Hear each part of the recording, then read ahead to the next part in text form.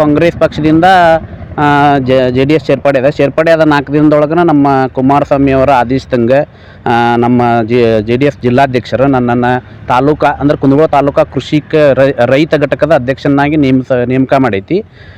ಈಗೇನಂದ್ರೆ ಇತ್ತೀಚಿನ ಬೆಳವಣಿಗೆ ಒಳಗೆ ಅನೇಕರು ಇಲ್ಲ ನೀವು ಕಾಂಗ್ರೆಸ್ಸಿಂದ ಬಂದ್ರಿ, ಇಲ್ಲಿಂದ ಕಾಂಗ್ರೆಸ್ಸಿಗೆ ಸಾಕಷ್ಟು ಜನ ಹೋದ್ರು BJP JDS ಇಂದ, ನಮಗೇನಾರು ಹೊಡ್ತಾಬೋದು ಅಂತ ಕಾರ್ಯಕರ್ತರೊಳಗೆ BJP ಮತ್ತು JDS ಕಾರ್ಯಕರ್ತರೊಳಗೆ ಗೊಂದಲ ಐತಿ. ಅದಕ್ಕೆ ಯಾರೂ ಏನು ಭಯಪಡೋ ಅವಶ್ಯ ಇಲ್ಲ. ಅವರು ಒಂದು 4 ಮಂದಿ ಹೋಗ್ಯಾರಂದ್ರೂ ಅಲ್ಲಿ ಮನೆಯೊಂದು 12 ಬಾಗಿಲನ್ನುವಂಗೆ ಕಾಂಗ್ರೆಸ್ ಐತಿ. ಅದರೊಳಗೆ 12ರೊಳಗೆ ಇವರು ಒಬ್ಬರಾಗಿ ಉಳಿತಾರ ಹೊರತು ಇವರೇನು ಲೀಡರಾಗಿ ಗುರುತಿಸ್ಕೋದಿಲ್ಲ. ಅಲ್ಲಿ ಏನೈತಿ ಅಂದ್ರೆ ಒಂದು ಗರ್ಭಗುಡಿ ಸಂಸ್ಕೃತಿ ಐತಿ. ಅಂದ್ರೆ ಯಾರು ನಾವು ದೊಡ್ಡ ಲೀಡರ್ನ ನಾವು ಟಚ್ ಮಾಡೋಕ್ಕಾಗೋದಿಲ್ಲ. ಈಗ ಒಂದು ಸಿದ್ದರಾಮಯ್ಯನವ್ರನ್ನ ಭೇಟಿ ಆಗ್ಬೇಕಂತಂದ್ರೆ ಇವರು MLA MP ಗಳಿಗೆ ಅವಕಾಶ ಐತಿ, ಮಂತ್ರಿಗಳಿಗೆ ಅವಕಾಶ ಐತಿ. ನಮಗೆ ಸಣ್ಣ ಕಾರ್ಯಕರ್ತರಿಗೆ ಅವಕಾಶ ಕೊಡುವುದಿಲ್ಲ, ಅಲ್ಲೆಲ್ಲ ಅವರು ಅವಕಾಶ ಕೊಡುವುದಿಲ್ಲ. ಆಮೇಲೆ ಇನ್ನೊಂದು ಏನಂತಂದ್ರೆ ನಮ್ಮ ಈಗ ಮೋದಿಯವರು 6,000 ರೂಪಾಯಿ ಇದಕ್ಕೆ ಬಿಡ್ತಿದ್ರು, ಕಿಸಾನ್ ಸಮ್ಮಾನ್ ನಿಧಿ. ಅದ್ರ ಪ್ರಕಾರ BJP ಗೌರ್ಮೆಂಟ್ ಅದನ್ನು 4,000 ಮಾಡಿತ್ತೆ. ಈಗ ನಾವು ರೈತ ರಾಜಕೀಯ ಪಕ್ಷಕ್ಕಿಂತ ಮೊದಲು ನಾವು ಒಬ್ಬ ರೈತ ಮುಖಂಡನಾಗಿ ಏನು ಹೇಳೋದಂದ್ರೆ ಆ 4,000 ರೂಪಾಯಿನ ಇವ್ರು ಬಂದ್ ಮಾಡೋ ಅವಶ್ಯಕತೆ ಇದ್ದಿದ್ದಿಲ್ಲ. ಯಾಕಂದ್ರೆ ಇವ್ರು ಗ್ಯಾರಂಟಿ ಯೋಜನೆ ಸಂಬಂಧ ಗ್ಯಾರಂಟಿ ಯೋಜನೆ ಘೋಷಣೆ ಮಾಡಿದ್ರು 2,000 ಬಿಟ್ಟರು ಅದು ಒಳ್ಳೇದು, ನಾಗರಿಕರಿಗೂ ಯೋಜನೆ ಆಯಿತು, ಒಳ್ಳೇದು. ಆದ್ರೆ ರೈತಾಪಿ ಕುಲಕ್ಕೆ ಇವರು ಬರೀ ಹೇಳಿದ್ರು. ಕಾಂಗ್ರೆಸ್ ಸರ್ಕಾರ ಬಂದಾಗಿಂದ ರೈತಾಪಿ ಕುಲಕ್ಕೆ ಬರೀ ಹೇಳಿದ್ರು. ಆಮೇಲೆ ಸಾಕಷ್ಟು ಸಲ ನಾವು ಮೀಡಿಯಾ ಮುಖಾಂತರ ಸಾಕಷ್ಟು ಸಲ ಮನವಿ ಮಾಡ್ಕೊಂಡ್ವಿ ನಾವು, ಏನಂದ್ರೆ ಬರ ಪರಿಹಾರ ಬಿಡುಗಡೆ ಮಾಡಿರಿ. ಇವ್ರು ಏನು ಮಾಡಿದ್ರು, ಬರೀ ಕೇಂದ್ರದ ಮೇಲೆ ಹಾಕುವಂತ ಬರೀ 2,000 ಬಿಡುಗಡೆ ಮಾಡಿ ಅದು 2,000ನ 20 ಸಲ ಪ್ರಚಾರ ಮಾಡಿದ್ರು. ಇದು ನಮ್ಮ ರೈತ ಕುಲಕ್ಕೆ ಭಾಳ ನೋವು ಆತ. ಅದನ್ನು ಅವ್ರು ನನ್ನ ಮುಂದೆ ತೋಡ್ಕೊಂಡ್ರೆ, ಏನಪ್ಪ ನಿಮ್ಮ ಪಕ್ಷದವ್ರು ಆಗಿ ನಿಮ್ಮ ರಾಜ್ಯ ಸರ್ಕಾರನ ಐತಿ, ನೀ ಹಿಂಗೆ ರೈತ ಮುಖಂಡಾಗಿ ನೀ ಏನು ಪ್ರಶ್ನೆ ಮಾಡುವಲ್ಲಿ ಅಂತಂದ್ರೆ ನನ್ನ ಪ್ರಶ್ನೆಗೆ ಅಲ್ಲಿ ಏನು ಉತ್ತರನ ಸಿಗುವಲ್ದು. ನಾ ಏನು ಮಾಡಲಿ, ನನ್ನ ಪ್ರಶ್ನೆ ಚಕಾರನೇ ಹತ್ತೋದಿಲ್ಲ ಅವರು. ಆಮೇಲೆ ಏನಂದ್ರೆ ಕಾರ್ಯಕರ್ತರಿಗೆ ಇದನ್ನ ಬೆಲೆನೇ ಇಲ್ಲ. ಅಲ್ಲಿ ಯಾರು ನಿಷ್ಠರು ಒಂದೇ ಒಂದು ಟೀಮ್ ಐತಿ, ಆ ಟೀಮಿಗೆ ಅಷ್ಟು ಅವ್ರು ಅಧಿಕಾರ ಕೊಡೋದು, ಅವ್ರಿಗೆ ಅಧ್ಯಕ್ಷರು ಮಾಡೋದು, ಅವ್ರನ್ನ ಇದು ಮಾಡೋದು ಮಾಡಾಕಂತ. ಹೀಗಾಗಿ ನಮ್ಮ ಮನಸ್ಸಿಗೆ ಬೇಸರಾಗಿ ನಾವು ಕಾಂಗ್ರೆಸ್ ತರೋದು JDS ಸೇರಿದ್ವಿ. ಇವ್ರು ನಮ್ಮನ್ನು ಅಭೂತಪೂರ್ವವಾಗಿ ಸ್ವಾಗತ ಮಾಡಿಕೊಂಡು ಕುಮಾರಸ್ವಾಮಿ ಅವರ ನೇತೃತ್ವದೊಳಗೆ ನಮ್ಮನ್ನು ಮಾತಾಡಿಸಿ ಅವರ ಆದೇಶದ ಮೇರೆಗೆ ನನ್ನ ಅಧ್ಯಕ್ಷನಾಗಿ ಮಾಡಿತ್ತು. ಅದಕ್ಕೆ ಇದ್ರ ಪ್ರಕಾರ ಇಲ್ಲಾರ ಬಂದು ನಾನು ರೈತ ಕುಲಕ್ಕೆ ನಾನು ಏನಾರ ಮಾಡ್ಬೇಕನ್ನೋ ಉದ್ದೇಶದಿಂದ ನಾನು ಇಲ್ಲಿ ಬಂದನಿ. ಈ ಸಂದರ್ಭದೊಳಗೆ ಯಾರು ಕಾರ್ಯಕರ್ತರು ಅಂಜದ ನಿನ್ನೆ ಒಂದು 4 ಮಂದಿ ಹೋಗ್ಯಾರಂದ್ರೆ ಏನು ಭಯ ಪಡೋದಿಲ್ಲ. ಅವರು ಪತ್ರಿಕೆಯೊಳಗೆ ಮುಂದೆ ಬಂದಾರ. ಪತ್ರಿಕೆಯೊಳಗೆ ಯಾವುದೇ ಪ್ರಚಾರ ಇಲ್ದಂಗೆ ದಿನಕ್ಕೆ 100 ಮಂದಿ ಕಾರ್ಯಕರ್ತರು ನಮ್ಮ JDS ಮತ್ತು BJP ಮೈತ್ರಿಕೂಟನ ಸೇರಾಕುಂತಾರೆ. ಅದಕ್ಕೆ ಯಾರು ಹೆದರಬೇಡ್ರಿ. ಪ್ರಹ್ಲಾದ್ ಜೋಶಿ ಸಾಹೇಬರು ಆರಿಸಿ ಬರ್ತಾರ. ಅದ ಪ್ರಕಾರ ಮೋದಿಯವರು 400 MPಗಳ ಇದರಿಂದ ಸಹಮತದಿಂದ ಪ್ರಧಾನಮಂತ್ರಿ ಆಗ್ತಾರ.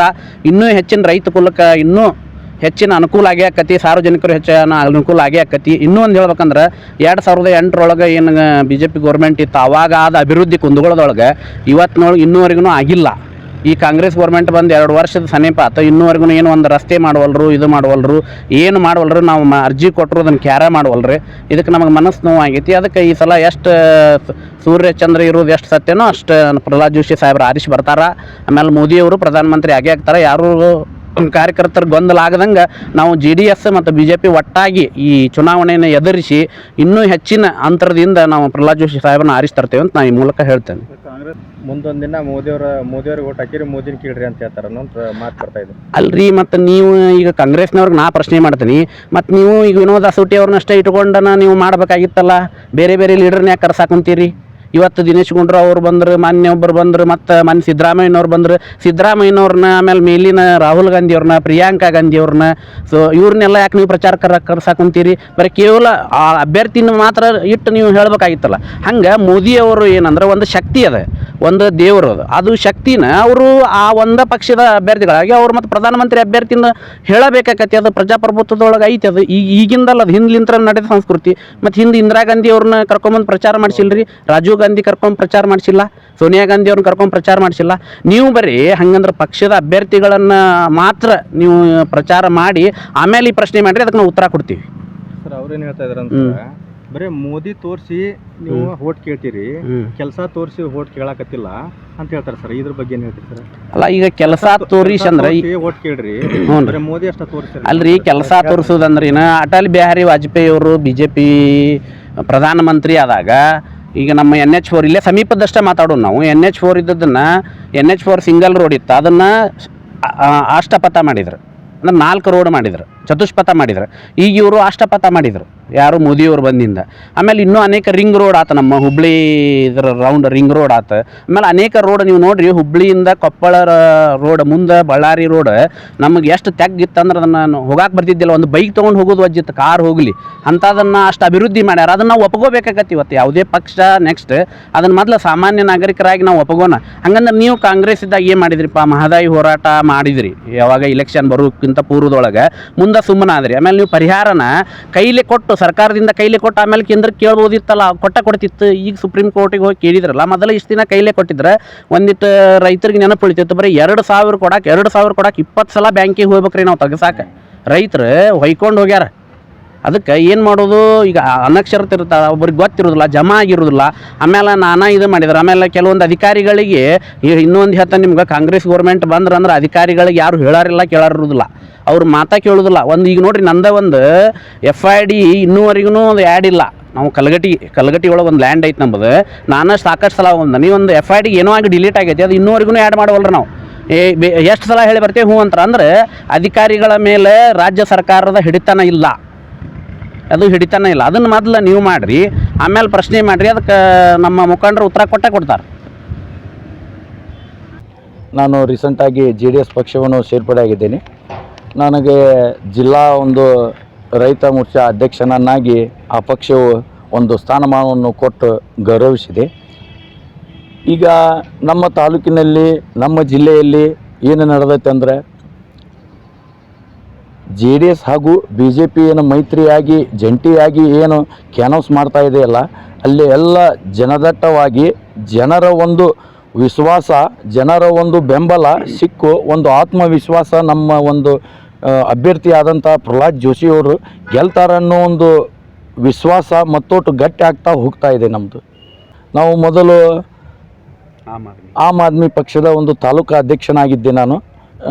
ಹೋದ ಒಂದು ವಿಧಾನಸಭಾ ಕ್ಷೇತ್ರದಲ್ಲಿ ನನಗೆ ಬಿಫಾರ್ಮ್ ಕೊಟ್ಟು ಅವರು ಕ್ಯಾಂಡಿಡೇಟನ್ನಾಗಿ ಘೋಷಣೆ ಮಾಡಿ ಇಲೆಕ್ಷನ್ಗೆ ನಿಲ್ಲಿಸಿದ್ರು ಅವರು ನಮ್ಮನ್ನು. ನಾವು ಅದರ ನಿಂತು ಸೋತಿದ್ದೇವೆ. ಆದರೆ ಒಂದು ಛಲ ಬಿಡದೆ ಒಂದು ಹೋರಾಟವನ್ನು ಮಾಡಿದ್ದೇವೆ ನಾವು ಅವಾಗಾದರೂ. ಸರ್, ಆಮ್ ಆದ್ಮಿ ಪಕ್ಷದೊಳಗೆ ಬಿಫಾರ್ಮ್ ಕೊಟ್ಟು ಟಿಕೆಟ್ ಕೊಟ್ಟರೆ ಸರ್, ಆ ಪಕ್ಷ ತೋರ್ದು ಈ ಪಕ್ಷಕ್ಕೆ ಬರಾತಿರ ಸರ್, ಯಾಕೆ ಸರ್? ಅದಕ್ಕೊಂದು ಮೇನ್ ಒಂದು ಉದ್ದೇಶ, ಒಂದು ಕಾರಣ ಐತ್ರಿ. ಏನು ಕಾರಣ ಅಂದ್ರೆ, ಆ ಆಮ್ ಆದ್ಮಿ ಪಕ್ಷದ ನಾವು ಒಂದು ದಿಲ್ಲಿ ಒಳಗೆ ಮಾಡಿದಂಥ ಒಂದು ಕಾರ್ಯವೈಖರಿಯನ್ನು ನಾನು ನೋಡಿ ಆ ಪಕ್ಷವನ್ನು ಸೇರ್ಪಡೆ ಆಗಿದ್ದೆ. ಅವರು ಪಕ್ಷದ ಒಂದು ಟಿಕೆಟನ್ನು ಕೊಟ್ಟರು, ಬಿಫಾರ್ಮ್ ಕೊಟ್ಟರು, ಇಲೆಕ್ಷನ್ ನಿಲ್ಲಿಸಿದ್ರು. ಆದರೆ ಒಂದು ಯಾವುದೇ ಪ್ರಚಾರಕ್ಕಾಗಿ ಯಾವುದೇ ಒಬ್ಬ ದೊಡ್ಡ ಒಂದು ಪ್ರಚಾರಕರು ಯಾರೂ ಬರಲಿಲ್ಲ ಆ ಪ್ರಚಾರಕ್ಕಾಗಿ ನನಗೆ. ಆಮೇಲೆ ಯಾವುದೇ ಒಂದು ಪ್ರಚಾರದಲ್ಲಿ ತೊಡಗಲಿಲ್ಲ. ಆಮೇಲೆ ಇಲೆಕ್ಷನ್ ಸೋಲು ಗೆಲುವು ಇರೋದೇ, ಸೋತ ಮ್ಯಾಗಾದರೂ ಒಂದು ಅಟ್ಲೀಸ್ಟ್ ಯಾವುದರ ಒಂದು ದೊಡ್ಡ ಒಬ್ಬ ಆಮ್ ಆದ್ಮಿ ಪಕ್ಷದ ಒಬ್ಬ ದೊಡ್ಡ ಸದಸ್ಯರು, ದೊಡ್ಡ ರಾಜ್ಯದರಾಗಲಿ ಇವರಾಗಲಿ ಜಿಲ್ಲಾದವ್ರು ಯಾರು ಒಬ್ಬರು ಒಂದು ಸಾಂತ್ವನ ಸತ ಹೇಳಿಲ್ಲ ನನಗೆ. ಆ ಒಂದು ಮನಸ್ಸಿಗೆ ಬೇಜಾರಾಗಿ ಆ ಪಕ್ಷವನ್ನು ತೊರೆದೇನ್ರಿ ನಾನು. ಸರ, ಅವರು JDS ಪಕ್ಷ ಅವ್ರಿಗೆ ಸತತವಾಗಿ 2 ಸಲ ಟಿಕೆಟ್ ಕೊಟ್ಟು, 1 ಸಲ ಟಿಕೆಟ್ ಕೊಟ್ಟು ಅವ್ರನ್ನೂ ವಿಧಾನಸಭೆ ಕಳಿಸ್ಬೇಕಂತೇಳಿ ಅಭ್ಯರ್ಥಿನಾಗಿ ಘೋಷಣೆ ಮಾಡಿತ್ತು ಅವ್ರಿಗೆ. ಆಮ್ಯಾಗ ಅವ್ರಿಗೆ ಬೆಂಬಲವಾಗಿ ಪ್ರಚಾರವನ್ನು ಮಾಡಿತ್ತು. ಆದರೆ ಅವರು ಬಿಟ್ಟು ಹೋಗ್ತಾರೆ ಅನ್ನೋದು ನಮಗೂ ಗುರುತಿದ್ದಿದ್ದಿಲ್ಲ. ಆದರೆ ಬಿಟ್ಟು ಹೋಗಕ್ಕೆ ಅವರು ಏನು ಹೇಳಿದಾರೆ, ಒಂದು BJP ಊಟ ಮೈತ್ರಿ ಆಗೈತಿ, ಅದೊಂದು ಇದ್ರದ್ದು ಪಕ್ಷದ ಅಂಥೇಳಿ ಕೋಮುವಾದಿ ಪಕ್ಷದ ಅಂತ ಹಾಗೆಲ್ಲ ಮಾತಾಡಬಾರ್ದಾಗಿತ್ತು ಅವರು. ಯಾಕಂದರೆ ಕೋಮುವಾದಿ ಪಕ್ಷ ಆಗಿದ್ದೇ ಕರೆ ಆಗಿದ್ದರೆ ಮೋದಿಯವರು ಮೇಲ್ಗಡೆ ಏನಾದರೂ ಪ್ರಧಾನಮಂತ್ರಿ ಮೋದಿಯವರು ಒಂದು ಸಿಲಿಂಡರ್ ಕೊಟ್ಟರು ಉಚಿತವಾಗಿ, ಯಾವುದೇ ಒಂದು ಜಾತಿ ಗೀತಿ ಅಂತ ನೋಡೋದಕ್ಕೆ ಕೊಟ್ಟಿದ್ದಾರೆ. ಮನೆ ಕಟ್ಟಕ್ಕೆ ದುಡ್ಡು ಕೊಟ್ಟರು ಯಾವುದೇ ಜಾತಿ ನೋಡಿಲ್ಲ. ಒಂದು ಟಾಯ್ಲೆಟ್ ಕಟ್ಟಕ್ಕೆ ಕೊಟ್ಟರು ಯಾವುದೇ ಅಂತ ನೋಡಿಲ್ಲ. ಇದೊಂದು 2,000 ರೂಪಾಯಿ ರೈತರಿಗೆ ನೇರವಾಗಿ ಹಣ ಕೊಡ್ತಾರೆ ರೀ ಅವ್ರ ಅಕೌಂಟಿಗೆ. ಅದರೊಳಗೆ ಸತೆ ಯಾವುದೇ ಜಾತಿ ನೋಡಿಲ್ಲ ಅವರು. ಯಾವುದೇ ಒಂದು ರೋಡ್ ಮಾಡಲಿ, ನೀರು ಮನೆ ಮಠನೂ ಕಳಿಸಿದಾರೆ ರೀ ಎಷ್ಟೋ ಸಾವಿರಾರು ಹಳ್ಳಿಗಳಿಗೆ, ಅಲ್ಲಿನೂ ಅವರು ಜಾತಿ ನೋಡಿಲ್ಲ. ಅದಕ್ಕೆ ಈ ಮಾತನ್ನು